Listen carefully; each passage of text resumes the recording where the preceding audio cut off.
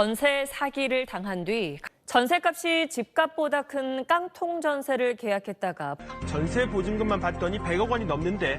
전세 계약 사기 안 당하는 방법 꿀팁 6가지. 실제로도 많이 일어나고 있는 전세 사기. 정말 당연한 것들이지만 처음 보는 거라 어려운 것들, 그런 것들을 모아 쉽게 설명해 볼게. 첫 번째, 등기사항 증명서 확인하기. 등기사항 증명서 말이 조금 어렵지? 그냥 쉽게 알려줄게. 여기에는 집주인이 누구인지, 남자인지 여자인지, 지금은 어디 살고 있는지, 집주인 정보와 이 집이 언제 지어졌고, 주인이 누구누구였고, 빚은 얼마나 누구한테 있는 등 이런 정보를 알 수 있어. 이런 개인정보를 쉽게 볼 수 있는 게 놀랍지 않아? 그래서 집 계약할 때는 이런 문서를 꼭 확인해 봐야 되는 거야. 내가 쉽게 이야기해도 잘 모르겠지? 그래서 나 같은 공인중개사가 있는 거야. 부동산에서 집 계약하면 이런 문서는 다 확인해줘. 만약에 부동산에서 안 해주면 요청해서라도 꼭 확인해야 돼. 등기사항 증명서는 언제 확인해야 되냐면 집 계약하기 전에 한 번, 이사 가는 날 한 번, 이렇게 2번 확인해야 돼. 왜냐하면 집주인이 집 계약 이후 빚을 더 낼 수도 있는 거고 다른 빚쟁이들이 문서에 새로 생길 수도 있기 때문이야. 계약 전 내용과 이삿날 내용이 같은지만 확인하면 돼. 만약에 부동산에서 이삿날에 확인해주지 않으면 꼭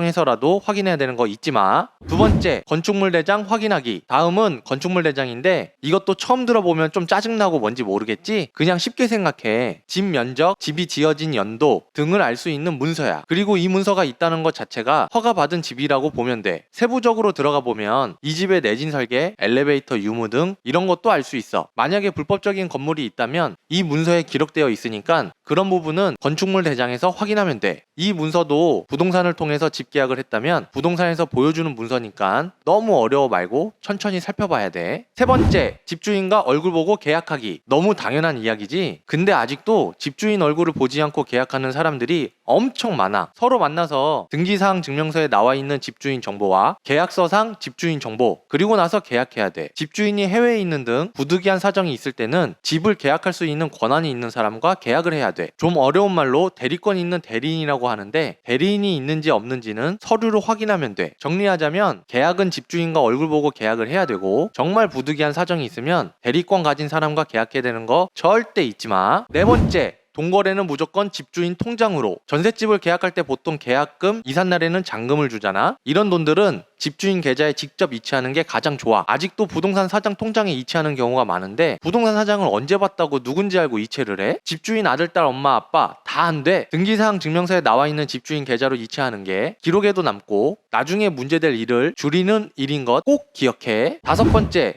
요구사항 계약서 명시하기. 계약 전에 집을 보고 고장난 것, 고쳐야 되는 것이 있으면 계약서에 꼭 명시하는 게 좋아. 계약할 때는 부동산도 집주인도 다 해준다고 이야기했다가 이사 당일날 안 되어 있어서 문제 생기는 일들이 참 많아. 말로 하는 약속은 서로 이해하는 뜻이 다를 수도 있으니 꼭 계약서에 특약으로 명시하도록. 여섯 번째, 전입신고 확정일자 전입. 우리나라 법에서는 전셋집 계약을 개인 간의 동거래로 봐. 개인 간의 동거래이기 때문에 나라에서 보호해주지 않거든? 집 계약에서 동거래 사고들이 많이 일어나니까 나라에서 준비해주는 제도가 있어.